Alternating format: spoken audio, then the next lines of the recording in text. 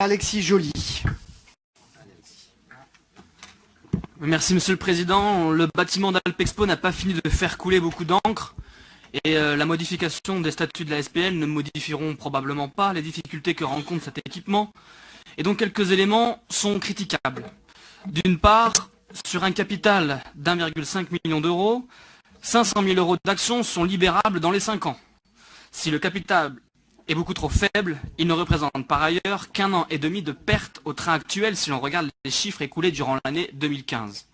En d'autres termes, soit Alpexpo réussit le pari à renflouer ses caisses et d'obtenir un résultat net positif, soit il se retrouve en cessation de paiement, ou alors la métro devra encore mettre la main à la poche pour sauver cet équipement. Un équipement qui se veut être un crève-cœur pour les écologistes, tant l'équipement est désuet, la salle inchauffable et inclimatisable, plein de ponts thermiques avec un éclairage naturel insuffisant et dont les frais de maintenance s'accroissent de manière exponentielle. Pardonnez-moi, Monsieur le Président, si je discute davantage d'Alpexpo dans sa globalité plutôt que de l'aspect technique des statuts de la SPL. Bref, veuillez m'excuser de faire de la politique.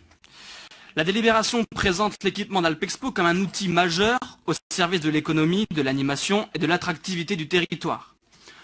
Enclenché depuis 2004 et la perte du Salon international des sports d'hiver et le départ de Semicon Europa pour Munich, c'est le signe supplémentaire du plongeon de la ville sous les écologistes et la perte d'activité plus globalement de notre agglomération.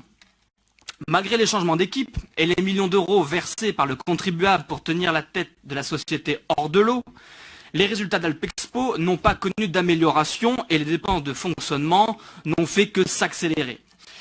Quelques chiffres que vous connaissez déjà, mais probablement, mais qu'il est quand même nécessaire de rappeler, ce sont les vôtres.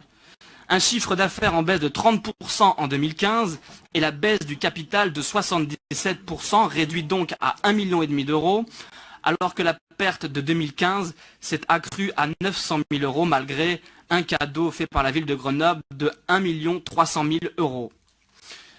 La gestion financière des écologistes, c'est un fiasco. La dette s'élève à 3 millions d'euros pour cet équipement tout proche de la cessation de paiement.